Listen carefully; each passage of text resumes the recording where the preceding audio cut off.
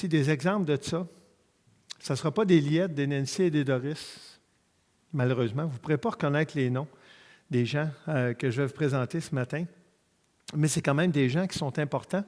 À preuve, leur nom est écrit dans la parole de Dieu depuis des milliers d'années. En préparant le message cette semaine, j'avais une réflexion. Je me disais, le dernier message que j'ai apporté, c'était sur Esdras. Le message actuel, c'est sur Néhémie. C'est des petits livres de l'Ancien Testament que la plupart d'entre nous, on ne lit pas souvent. Quand on les lit, souvent, on passe vite.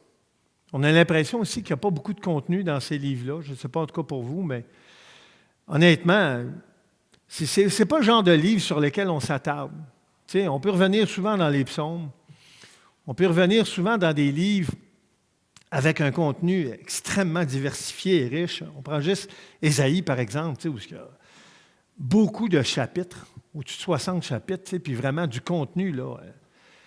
Puis on arrive dans un livre comme Néhémie, dans l'Ancien Testament, qui est mon 15e message, donc sur le sujet. En fait, ça achève parce que Josué et Esther, bien voilà, c'est la fin des livres historiques. Donc, il reste un message après Néhémie. Puis, je me disais, ça vaut-il la peine d'apporter un message sur Néhémie? Ça n'a pas été long, ma réflexion, a duré quelques secondes. Après ça, j'ai dit, voyons donc, c'est la parole de Dieu. C'est la parole de Dieu. Néhémie, c'est autant la parole de Dieu que l'Évangile de Jean. Néhémie, c'est autant la parole de Dieu que les psaumes, dans lesquels on est souvent friand d'aller chercher quelque encouragement ou exhortation. Et il y a de la richesse dans tous les livres de la parole de Dieu. Et on fait une erreur si on se prive de prendre le temps d'étudier la parole de Dieu entièrement. L'application ne sera pas la même, évidemment. On va tirer des leçons de certains livres et des fois, on va être obligé de réfléchir pour tirer des leçons de certains livres parce qu'évidemment, on n'est pas à la même époque de l'histoire. On n'est pas le peuple juif, premièrement, et on n'est pas le peuple juif à cette époque-là, qui est déjà différent de ce que le peuple juif est aujourd'hui. Mais j'ai regardé aux nouvelles cette semaine, pas plus tard que cette semaine, je ne me souviens plus, le chef de l'Iran, comment il s'appelle? C'est pas un président, il me semble, c'est pas un premier ministre, là, mais en tout cas, le grand boss en Iran, là, je ne sais pas, là, il y a un titre, là, probablement un chef religieux qui est aussi un chef politique. Vous savez, il y a des pays où tu es chef politique, mais ça touche directement aussi la religion d'État. Puis, il y avait un commentaire très négatif à l'égard d'Israël, pas plus tard que cette semaine. Dans les médias, on voyait ça, où il méprisait Israël, puis c'était vraiment comme, regarde, si on pouvait se débarrasser d'Israël, on serait bien. Et je lisais ça cette semaine, en 2018. Puis on voit dans le livre de Néhémie des exemples concrets où il y a des gens qui voulaient éliminer Israël, qui voulaient éliminer les Juifs, qui ne voulaient pas qu'ils se réinstallent en Israël parce qu'ils avaient été déportés. Et c'est là que ça me montrait, wow, la parole de Dieu est d'une actualité incroyable. Parce que le mépris qu'il y avait pour les Juifs à cette époque-là, qui avait été prophétisé d'ailleurs, est encore présent aujourd'hui. Puis c'est important de le voir. Ce n'est pas de tout connaître dans l'actualité de A à Z parce que vous allez vous perdre là-dedans. Il y a tellement de nouvelles sur toutes sortes de sujets. Et d'ailleurs, les nouvelles, si vous ne le savez pas, je vous le dis, mais plusieurs parmi nous le savent, sont contrôlées. Les nouvelles sont filtrées. Les nouvelles sont amenées avec une couleur. Moi, ce qui est flagrant, là, puis à un moment donné, j'étais aux États-Unis au printemps passé. J'étais en train de déjeuner dans un restaurant. Il y avait 2 postes télé. Un poste Fox et un poste de l'autre côté, CNN. Si ça ne vous dit rien, ce n'est pas grave, là, mais c'est 2 postes un peu comme Radio-Canada puis TVA ici, on dirait, au Québec. Puis il y avait les mêmes nouvelles qui passaient à Fox, à CNN, qui n'étaient pas du tout présentées de la même façon. Parce qu'ils ont des orientations politiques, les postes, les médias américains. C'est la même chose ici, mais on ne s'en rend pas compte. Fait que quand vous dites à quelqu'un, je l'ai vu à la télé, en voulant donner de la crédibilité à une information, n'oubliez pas une chose, c'est que l'information que vous voyez à la télé a aussi été filtrée. Ce n'est pas tout qui passe à la télé, puis ce n'est pas tout qui passe à n'importe quel poste à la télé.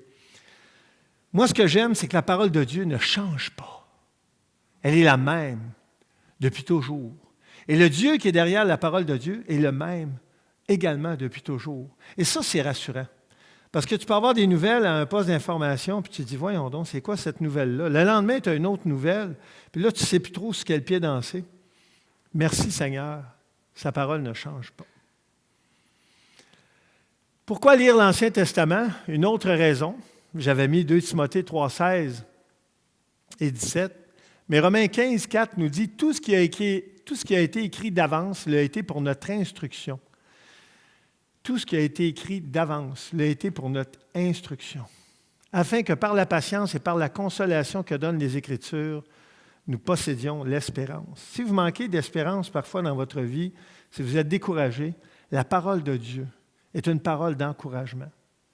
Oui, c'est une parole qui te présente également et qui me présente également un portrait pas très flatteur de la nature humaine. Mais c'est ça la réalité. Le problème, c'est quand l'être humain se croit beau, fin, gentil et irréprochable, alors qu'il ne réalise même pas qu'il est faillible, qu'il est pécheur, et qu'il passe à côté du but que Dieu a voulu pour l'humain. Alors, tout comme pour le livre de Chroniques, les livres, en fait, il y a 2 livres de Chroniques, Chronique 1, Chronique 2, et Esdras, l'auteur de Néhémie est probablement Esdras le scribe. D'ailleurs, là, je ne comprends pas pourquoi ça sort une ligne à la fois, ce n'était pas supposé, mais en tout cas, on dirait que je pourrais prouver ma patience. D'ailleurs, à l'origine, les livres d'Esdras et de Néhémie ne formaient qu'un seul livre. Donc, c'est par la suite que ces 2 livres-là ont été séparés, puis lorsqu'on les lit, on s'aperçoit d'ailleurs qu'il y a un fil conducteur très évident. Contexte historique. Néhémie, c'était un Juif qui vivait en Perse, donc un pays étranger à Israël, sous l'autorité du roi Artaxerxès. C'est quasiment un exercice de prononcer ce nom-là. Et Néhémie, c'est un Juif qui connaissait Dieu personnellement. Et même s'il était à l'étranger, il était conscient de la présence de Dieu. Puis ça me parle parce que parfois, on sort de notre... Tout à l'heure, j'écoutais une prière qui remerciait le Seigneur pour notre Église, pour à quel point c'est précieux les frères et les sœurs dans le Seigneur. Parfois, on peut aller, par exemple, en voyage à l'étranger, puis on peut avoir l'impression de s'éloigner de Dieu. Mais vous savez, peu importe où on irait sur la terre, on ne devrait jamais s'éloigner de Dieu, parce que Dieu, il n'est pas plus dans un lieu que dans un autre. C'est sa présence en esprit qui fait la différence. Je regarde Gérald et Hélène qui arrivent d'un voyage à l'étranger, puis vraiment très loin, là, sur la carte, comme Hélène me le disait tout à l'heure. Mais le Seigneur est présent partout où tu vas aller, où je vais aller, s'il est dans mon cœur, s'il est là en esprit en moi, bien, il va toujours être avec moi. Puis, malgré le fait que Néhémie était isolé, il était dans un endroit, je dirais même hostile, à l'Évangile, ou pas à l'Évangile à l'époque, mais aux Juifs, parce qu'il était dans un pays étranger, Néhémie était très sensible à la présence et à l'œuvre de Dieu. Et donc, quand il a pris connaissance du projet de reconstruction du temple à Jérusalem, écoutez, Internet n'existait pas, je ne sais pas comment l'information circulait, mais pensez-y 2 secondes. On prend souvent pour acquis quand on lit des textes, ah ben oui, c'est évident. Non. S'il n'y avait pas un messager qui se déplaçait à cheval ou à pied ou en bateau, voyons donc, les gens ne pouvaient pas savoir l'information autrement. Aujourd'hui, c'est fou. Tu sors ton cellulaire, tiens.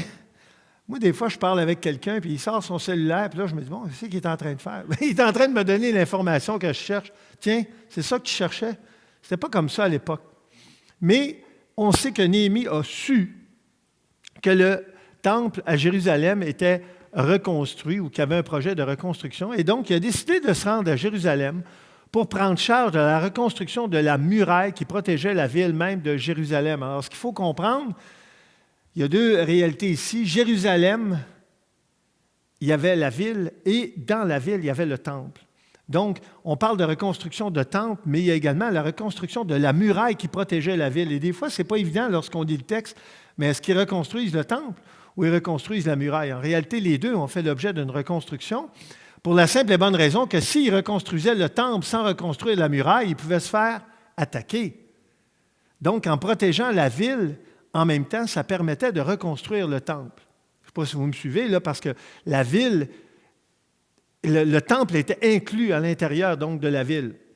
Et c'est pour ça, ce n'est pas toujours évident lorsqu'on voit ce texte-là. Néhémie présenta son projet à l'Éternel, qui inclina le cœur du roi perse Artaxerxès favorablement. Ça, c'est intéressant ici. Néhémie faisait affaire à un non-juif, un non-croyant. Mais la Bible nous dit que Néhémie a prié l'Éternel. Et l'Éternel a incliné le cœur du roi. Et Néhémie le reconnaît.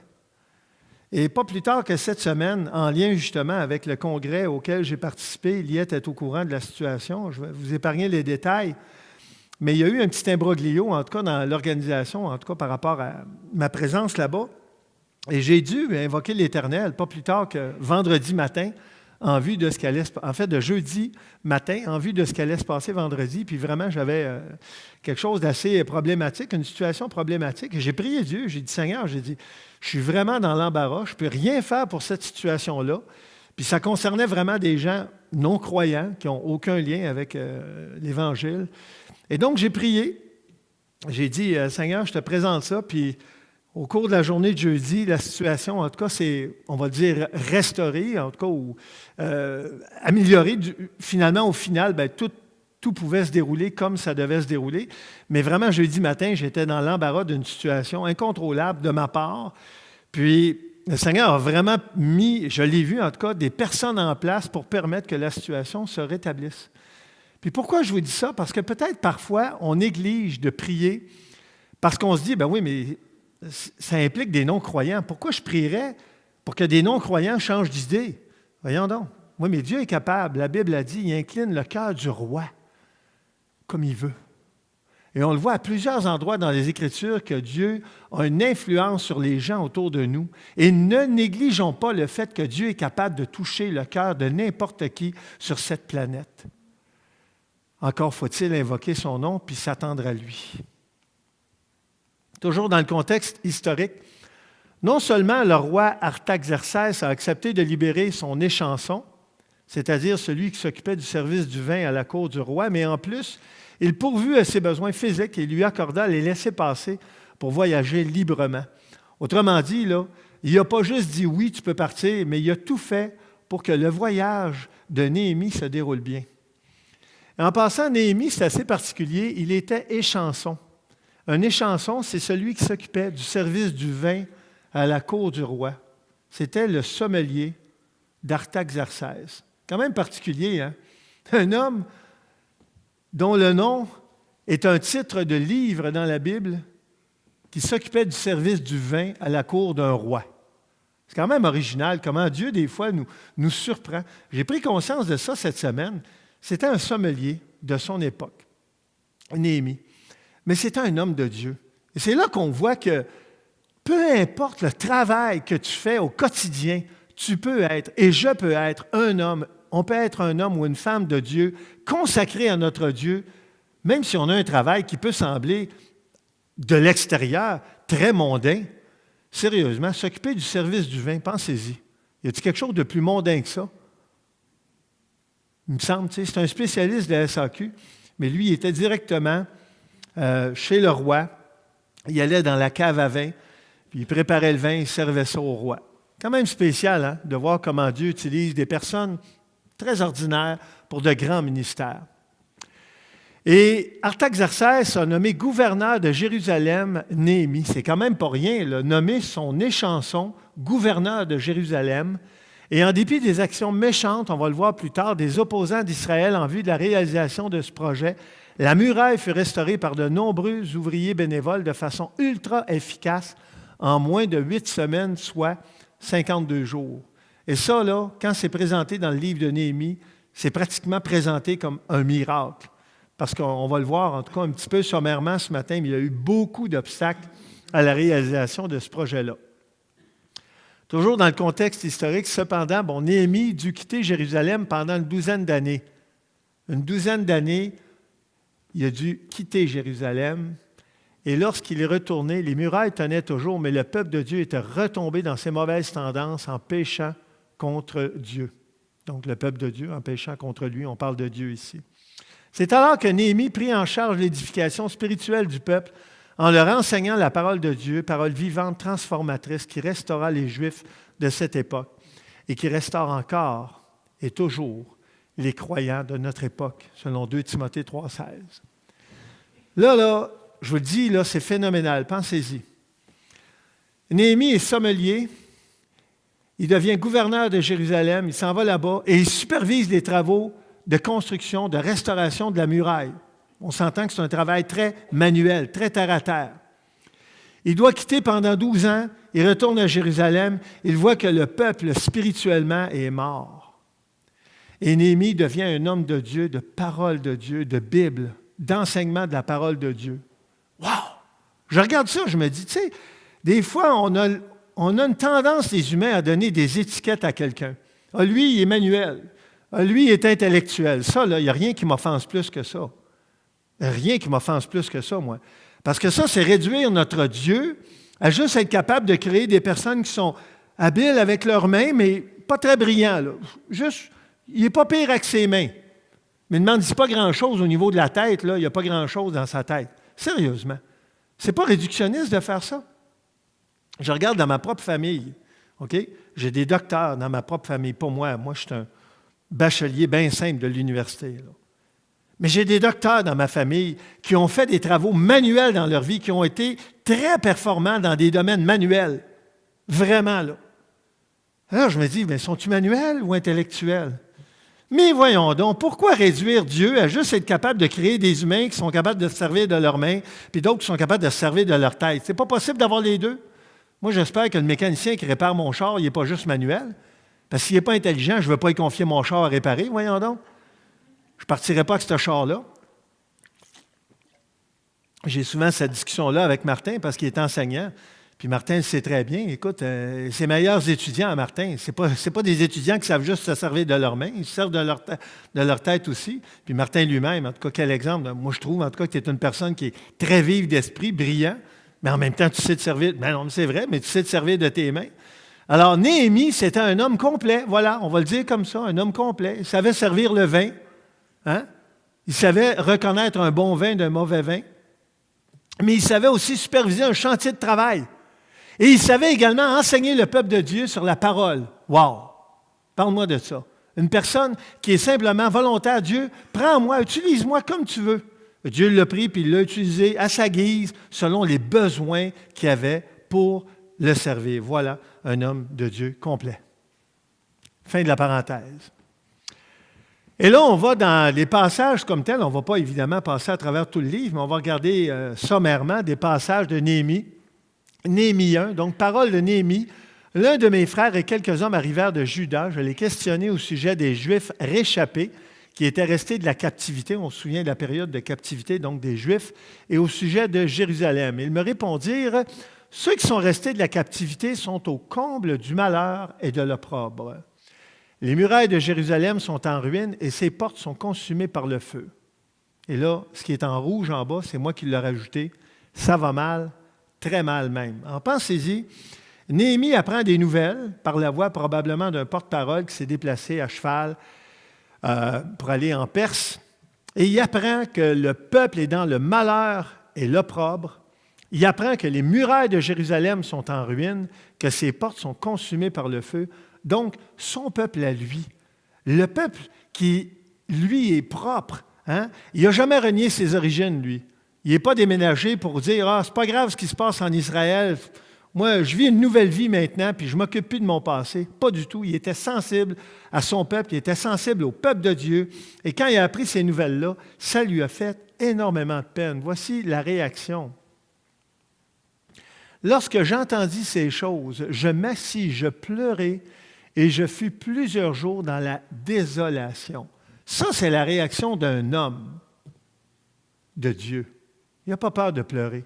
Il n'a pas peur d'être proche de ses sentiments. Et ce n'est même pas à cause de ce qu'il vit. Lui là, il est très bien. Là, il est à la cour du roi en Perse. Il fait le service du vin. Il est dans l'opulence, dans l'abondance. Et il apprend ce qui se passe en Israël. Son cœur est touché, bouleversé. Il s'assoit, il pleure, il est dans la désolation. Il jeûne et il prie devant le Dieu des cieux parce qu'il sait que lui n'a pas la solution, mais que le Dieu des cieux, lui, a la solution. Il prie et il dit, « Éternel Dieu des cieux, Dieu grand et redoutable, toi qui gardes ton alliance et qui fais miséricorde à ceux qui t'aiment et qui observent tes commandements, Que ton oreille soit attentive et que tes yeux soient ouverts. Wow! Quelle belle prière d'un homme de Dieu qui veut voir son Dieu intervenir dans une situation complètement hors de son contrôle. Néhémie est à des distances d'Israël. Il est loin. Il n'y a aucun impact possible. Il n'y a pas de réseaux sociaux avec lesquels il peut encourager le peuple. Et moi, ma question que je me pose, est-ce qu'il vous arrive d'être déprimé ou découragé et vers qui vous tournez-vous alors? Néhémie, devant son découragement, devant la situation qui est vraiment désastreuse, se tourne vers l'Éternel et il invoque l'Éternel. Toujours dans Néhémie 1, et il dit ceci à Dieu, « Écoute la prière que ton serviteur t'adresse en ce moment, jour et nuit. » Wow! Néhémie était intense. Et on peut s'encourager à cela. Parfois, on a l'impression que Dieu ne nous entend pas. Peut-être que je suis seul. Peut-être que je suis seul à qui ça arrive de prier puis de dire, écoute, non, on dirait que le Seigneur ne me comprend pas ou il ne m'entend pas. Il ne me répond pas. Bien, Néhémie, il a compris une chose. La prière, là, il y a de l'insistance puis il y a de la persévérance dans la prière. C'est pas parce que Dieu ne comprend pas, mais lui, il était en train d'épancher son cœur devant le Seigneur, puis c'est avec insistance qu'il le faisait. Jour et nuit, il priait l'Éternel. Et il dit, voici, écoute la prière que ton serviteur t'adresse en ce moment pour tes serviteurs, les enfants d'Israël, en confessant les péchés des enfants d'Israël, nos péchés contre toi.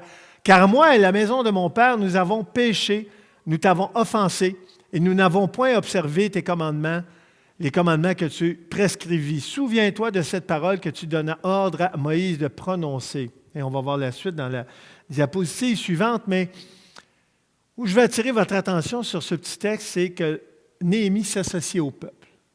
Néhémie a beau être un homme vertueux, il a beau être un homme droit, un homme juste, selon les Écritures. Bien ici, qu'est-ce que Néhémie dit? Regardez au milieu de la diapositive. « Moi et la maison de mon père, nous avons péché. » Néhémie est conscient que le péché s'attache à tous.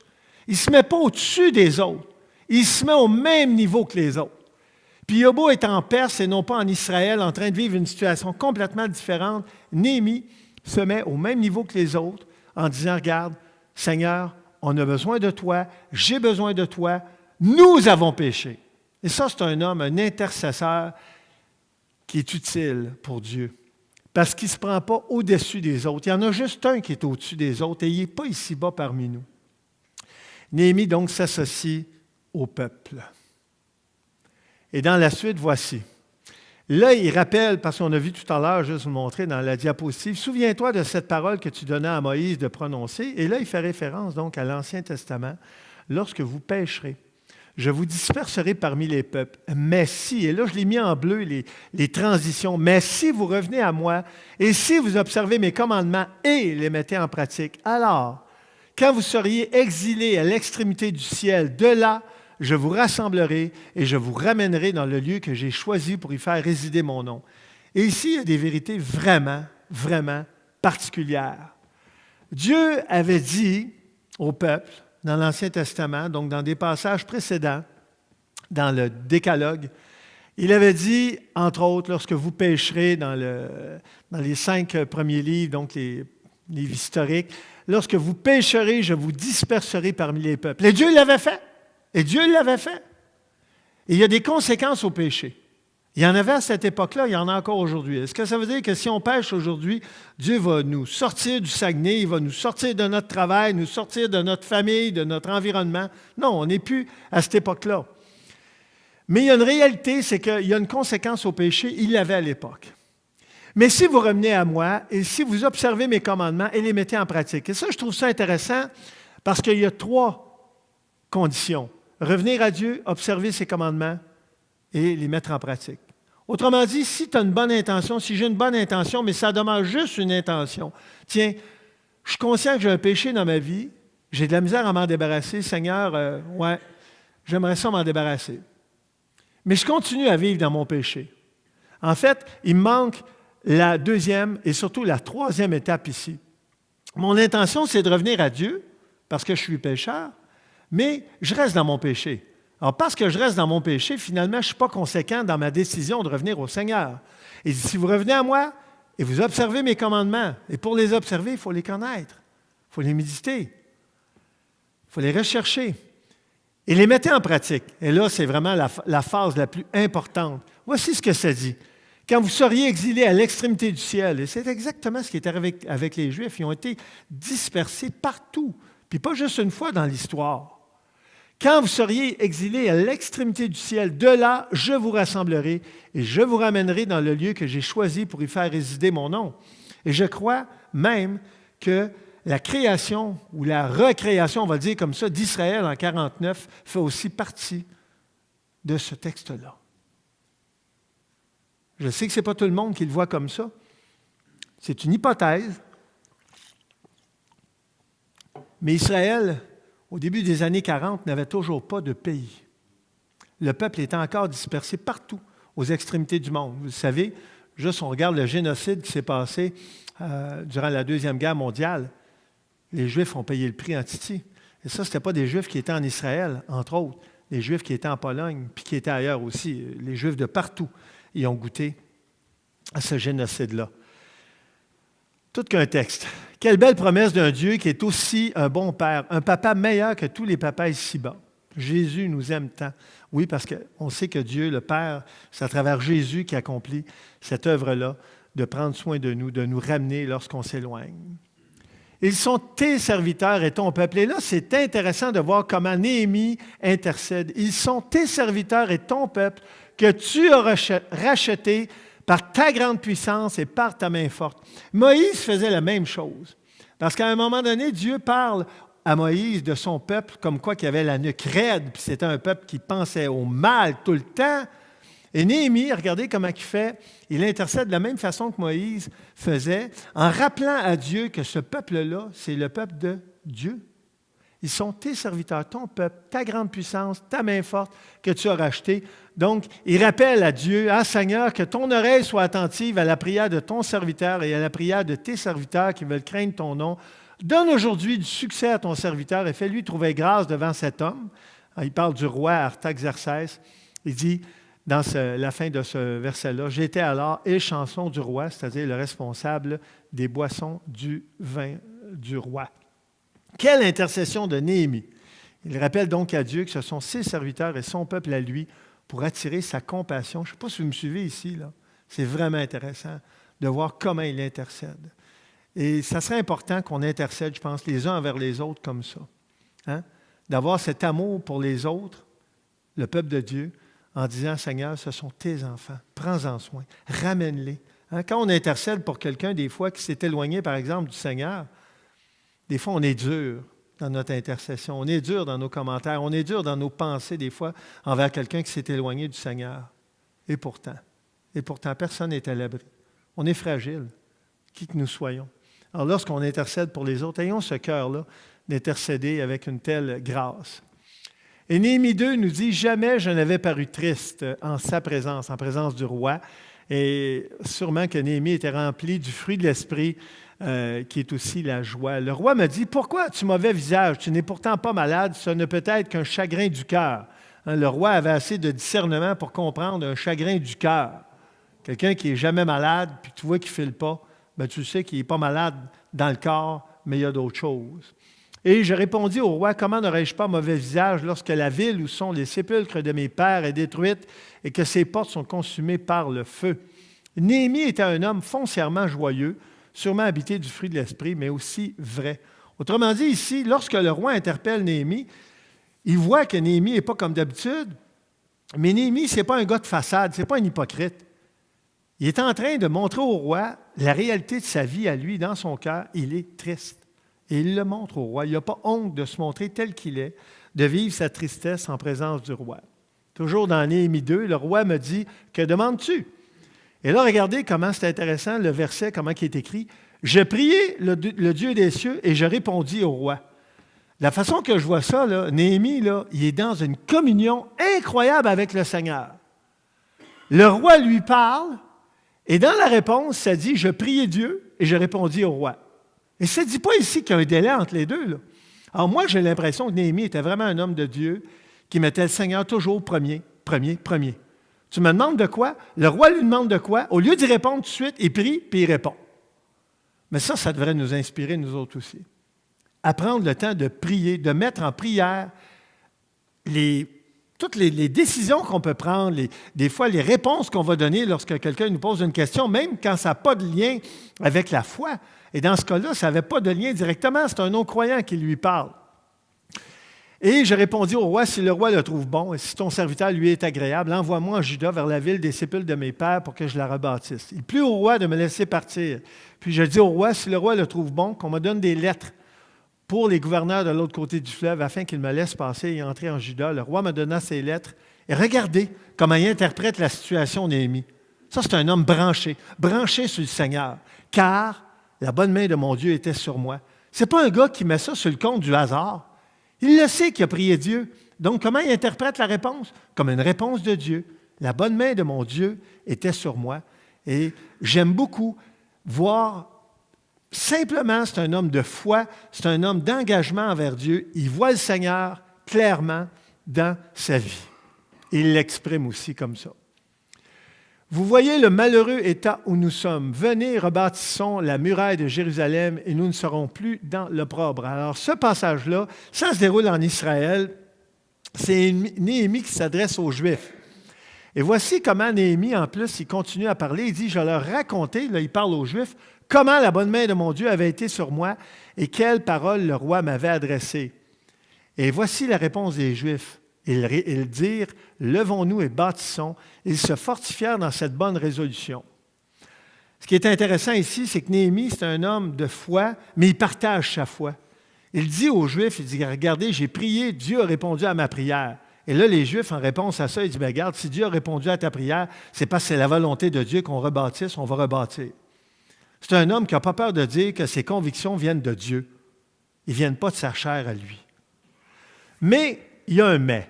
Sanballat, le Horonite, Tobidja, le serviteur ammonite, et Geshem l'Arabe, en ayant été informés, se moquèrent de nous et nous méprisèrent.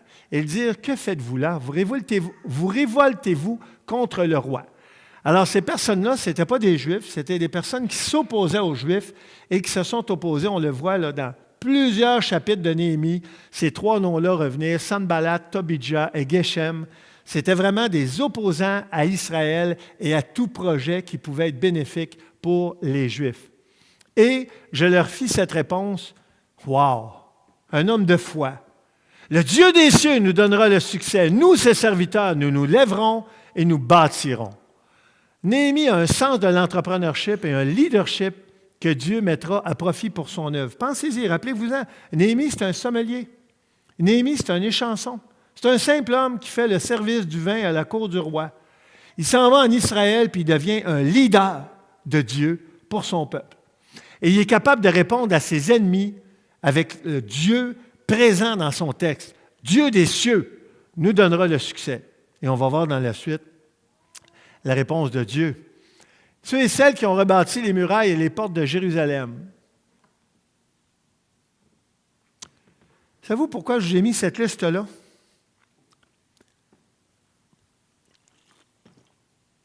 Il n'y a aucun nom qui est intéressant dans cette liste-là.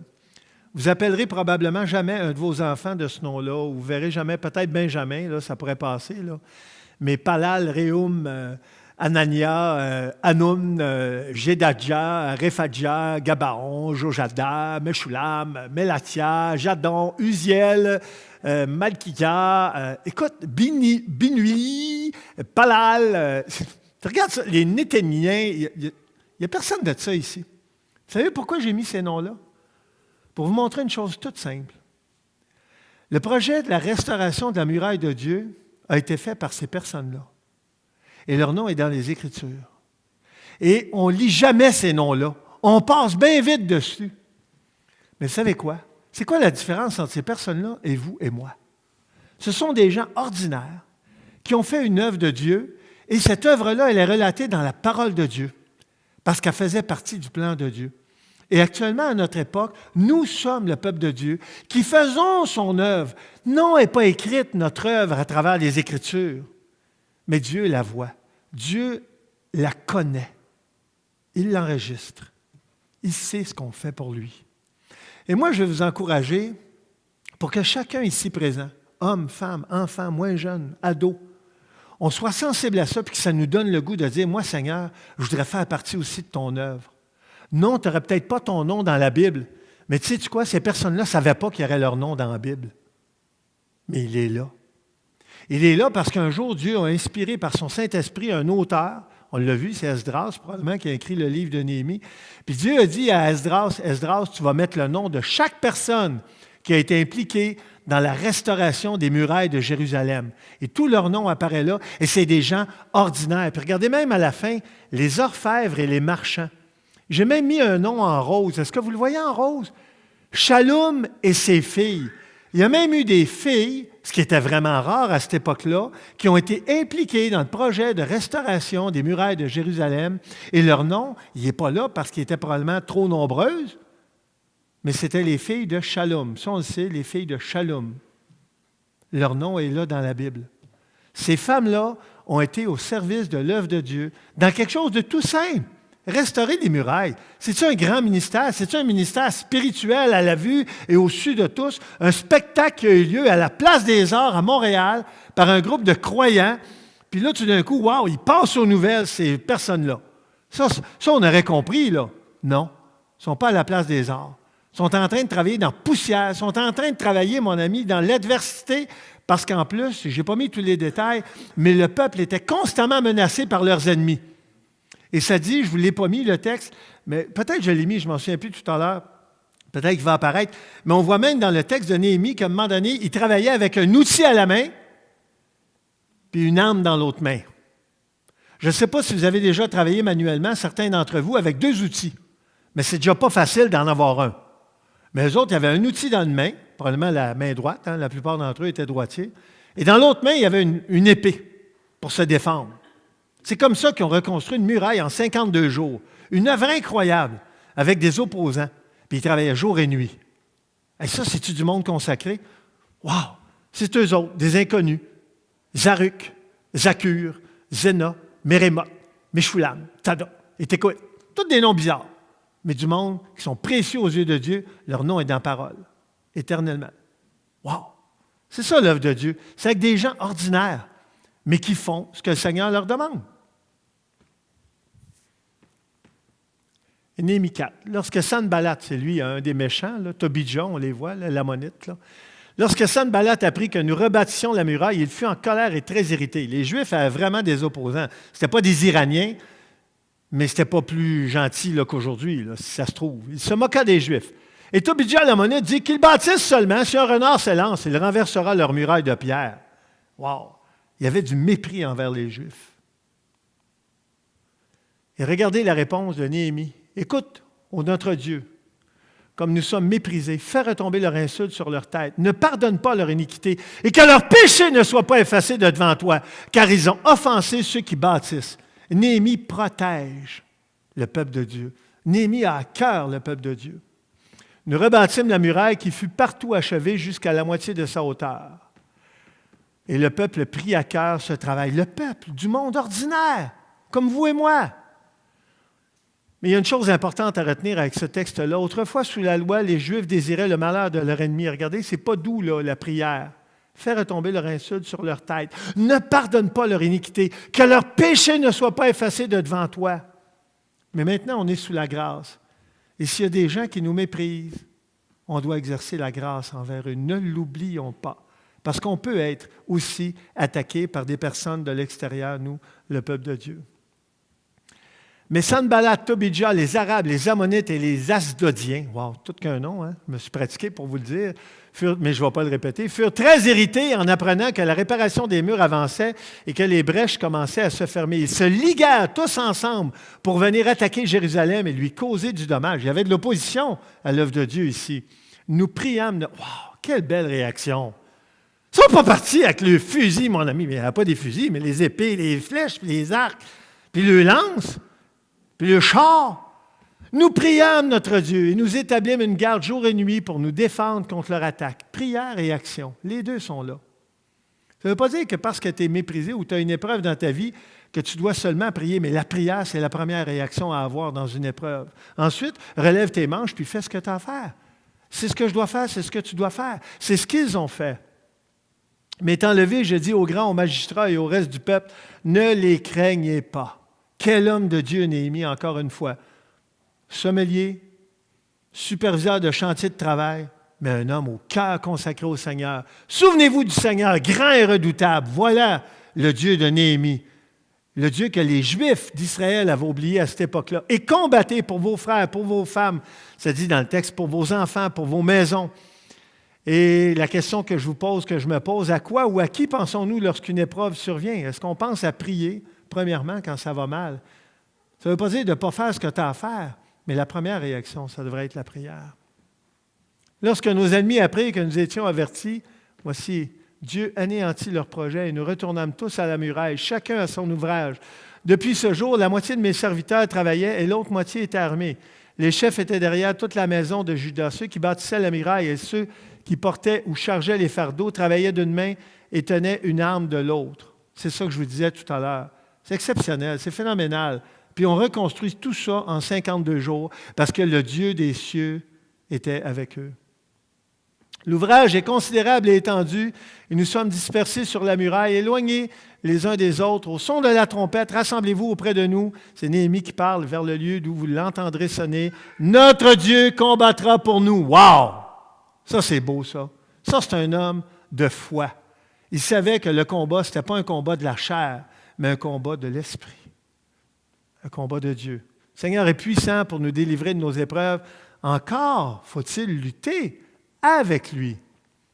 Toujours dans Néhémie, Sanballat, Tobidja, Geshem l'Arabe et nos autres ennemis apprirent que j'avais rebâti la muraille et qu'il n'y restait plus de brèche. Tous ces gens voulaient nous effrayer et ils se disaient, ils perdront courage et l'œuvre ne se fera pas. Maintenant, ô Dieu, fortifie-moi. Il priait pas juste pour les autres, il priait aussi pour sa foi à lui, parce qu'il savait qu'il était fragile. On est tous fragiles. Et la muraille fut achevée en 52 jours. Une situation miraculeuse. Lorsque tous nos ennemis l'apprirent, toutes les nations qui étaient autour de nous furent dans la crainte. Elles éprouvèrent une grande humiliation et reconnurent que l'œuvre s'était accomplie par la volonté de Dieu. C'est ça l'œuvre de Dieu. C'est tellement grand l'œuvre de Dieu qu'à un moment donné, même les non-croyants la regardent et disent « Wow, c'est phénoménal ce qui se passe ici. » On n'a pas à le faire pour ça, mais c'est la conséquence. Quand le peuple de Dieu se lève et que le Seigneur soutient son œuvre, de grandes choses peuvent se réaliser car c'est sa volonté. Passe à Néhémie 8, tout le peuple s'assembla comme un seul homme. Et là, on va rentrer dans tout le volet spirituel qui a été fait là-bas durant cette époque-là. Donc, et ça montre à quel point Néhémie était un homme complet, un homme qui ne se limitait pas.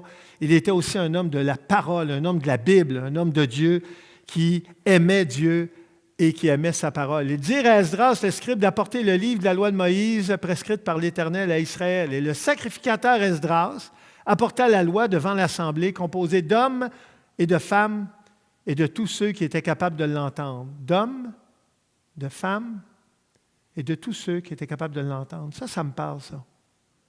On sépare beaucoup tout le monde des églises. Mais regardez à qui la parole est enseignée ici. Et tous ceux qui étaient capables d'entendre, probablement sous-entendu, on pourrait voir aussi le mot « comprendre », parce qu'évidemment, quelqu'un qui était un enfant de 6 mois est capable d'entendre, mais il ne comprend pas. Alors, je pense ici que sous-entendu, le verbe « comprendre » la parole. Alors, si quelqu'un est capable de comprendre la parole, peu importe son âge, il a sa place à pouvoir entendre la parole de Dieu. Esdras lut dans le livre depuis le matin jusqu'au milieu du jour en présence des hommes et des femmes et de ceux qui étaient capables de l'entendre. Tout le peuple fut attentif à la lecture du livre de la loi. Étant donné qu'il n'y avait pas des Bibles pour tout le monde, bien, dites-vous que quand la Bible était lue, tout le monde était attentif, solide. Parce qu'ils ne pouvaient pas aller la relire après ça chez eux, dans la tranquillité et le confort de leur maison. Quand le peuple de Dieu se réunit, sa parole doit être partagée et enseignée pour les hommes, les femmes et tous ceux capables de l'entendre. Esdras, le scribe, était placé sur une estrade de bois. Probablement, ça devait ressembler à ça ici. Dressé à cette occasion, Esdras ouvrit le livre à la vue de tout le peuple, et lorsqu'il l'eut ouvert, tout le peuple se tint en place. Esdras bénit l'Éternel, le grand Dieu, et tout le peuple répondit en levant les mains, « Amen !» Et ils s'inclinèrent et adorèrent l'Éternel, le visage contre terre. C'est assez particulier ici. Il lève les mains et après ça, il s'incline au sol. parce qu'il savait qu'il ne faisait pas affaire avec n'importe qui, c'était la parole de Dieu. Regardez la révérence de ces gens-là. C'est quelque chose, hein? On n'est pas habitués, nous autres, de voir ça. Et voici toutes ces personnes-là, Josué, je vous épargne les noms, sont 13 personnes, à part des Lévites, qui expliquaient la loi au peuple et chacun restait à sa place. Donc, c'est intéressant de voir que la parole de Dieu, elle était présente, elle était importante, elle était enseignée, puis pas juste par une personne, parce qu'Esdras s'était reproduit probablement à travers les autres également, et il y avait plusieurs personnes qui enseignaient la parole de Dieu à tout le peuple. La parole de Dieu n'est pas un livre à cacher, mais à exposer. Et c'est à la vue de tous que la Bible est enseignée ici, avec la réaction que l'on voit, une réaction extraordinaire de la part du peuple. Les Lévites expliquaient la loi au peuple et chacun restait à sa place. Ils ne faisaient pas juste lire la Bible, elle était expliquée. Et moi, ça m'amène aussi à vous encourager, lorsque vous lisez, ne faites pas juste lire la parole. On peut se rassasier des fois, les enfants de Dieu, de dire, bon, j'ai fait ma lecture. OK. Puis là, il y a une petite voix des fois qui nous dit, qu'est-ce que tu as retenu? Pas grand-chose, mais je l'ai fait. Puis là, on s'en va, puis on rentre dans la journée, où on fait ce qu'on a à faire dans notre quotidien. Et finalement, on a simplement lu la parole de Dieu. On ne l'a pas compris. On n'a pas essayé de la comprendre. On ne l'a pas médité. On l'a simplement lu. On a fait notre devoir de chrétien, d'enfant de Dieu, obéissant, qui lit la parole de Dieu.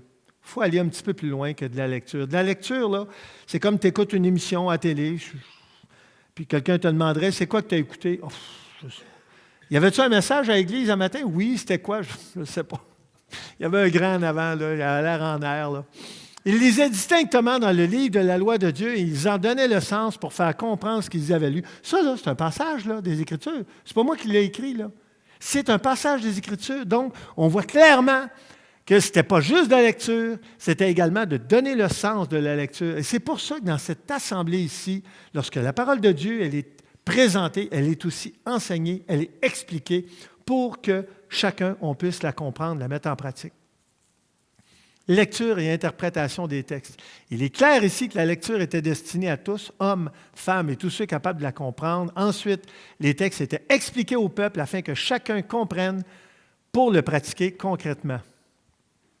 Néhémie, le gouverneur Esdras, le sacrificateur et le scribe et les Lévites qui enseignaient le peuple dirent à tout le peuple, « Ce jour est consacré à l'Éternel, ne soyez pas dans la désolation et les larmes, car tout le peuple pleurait en entendant les paroles de la loi. » Le peuple était touché d'entendre la parole de Dieu. Est-ce que est-ce que tu es touché lorsque tu entends la parole de Dieu? Je peux vous dire de quoi? Si on comprend ce qu'on lit, c'est normal que de temps en temps, on va être touché, parce que c'est la parole de Dieu. Ce jour est consacré à notre Seigneur. Ne vous affligez pas, car la joie de l'Éternel sera votre force. On parlait de joie tout à l'heure. Doris en a parlé dans les chants. Pourquoi le peuple était dans la désolation et dans les larmes? Parce qu'il comprenait les paroles de la Bible et ça touchait son cœur. La joie de l'Éternel sera votre force et tout le peuple s'en alla pour manger, boire et pour envoyer des portions, se livrer à de grandes réjouissances car ils avaient compris les paroles qu'on leur avait expliquées. On lut dans le livre de la loi de Dieu chaque jour, depuis le premier jusqu'au dernier, on célébra la fête pendant 7 jours. Wow! 7 jours consécutifs de lecture biblique. C'est-tu de la consécration, ça? Ils voulaient-tu la connaître, la Bible? 7 jours en ligne, ils l'ont lu. Puis elle a été expliquée à tous ceux qui étaient capables de la comprendre.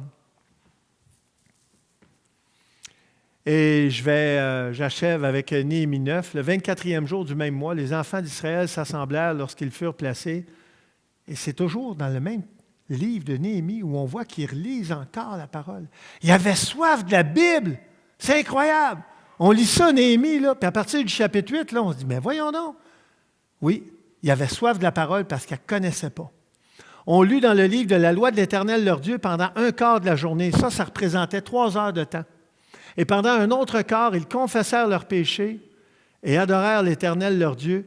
Et les Lévites dirent, « Levez-vous, bénissons l'Éternel, votre Dieu, d'éternité en éternité. » Lecture de la Bible, confession des péchés et adoration du Seigneur, notre Dieu. Il y a un ordre ici logique. C'est dur d'avoir un temps de confession puis d'adoration si je n'ai pas pris du temps à comprendre, à lire, à méditer la parole de Dieu. Et la confession des péchés, évidemment, qui est présente là-dedans. Et je vous amène ce verset complémentaire-là dans 1 Jean 1, 8 à 10. Si nous disons que nous n'avons pas de péché, nous nous séduisons nous-mêmes et la vérité n'est point en nous. Si nous confessons nos péchés, il est fidèle et juste pour nous les pardonner et nous purifier de toute iniquité. Si nous disons que nous n'avons pas péché, nous le faisons menteur et sa parole n'est point en nous. C'est quand même une réalité assez importante, n'est-ce pas? Et je termine avec ce passage de Néhémie 9, où Néhémie dit que l'on bénisse ton nom glorieux qui est au-dessus de toute bénédiction et de toute louange. C'est toi, Éternel, toi seul. Wow! Il est tellement branché, Néhémie. C'est tellement beau à voir, là. Toutes ces prières à Néhémie, là, ça devrait tellement nous inspirer. C'est toi, toi seul, qui as fait les cieux des cieux et toute leur armée, la terre et tout ce qui est sur elle, les mers et tout ce qu'elle renferme. Tu donnes la vie à toutes ces choses et l'armée des cieux t'adore. La lecture compréhensive des Écritures, nous pousse à l'adoration et à la louange. Et le Créateur de l'univers se révèle dans sa parole. Prions. Seigneur, merci pour ce petit livre de Néhémie qui m'a beaucoup parlé ces derniers temps. Fais en sorte, Seigneur, qu'on devienne des hommes et des femmes de prière, de lecture, de méditation de ta parole. Fais aussi qu'on soit des personnes, Seigneur, qui désirent faire ta volonté. On a vu ce peuple, des gens ordinaires. Même Néhémie, c'est un homme très ordinaire, mais qui se sont mis à l'œuvre, qui se sont mis à ton œuvre, Seigneur, et qui ont porté du fruit, et dont le fruit est mentionné dans les Écritures. Fais de même parmi ton peuple ici-bas, en ce moment, car c'est dans le nom de Jésus qu'on te le demande. Amen.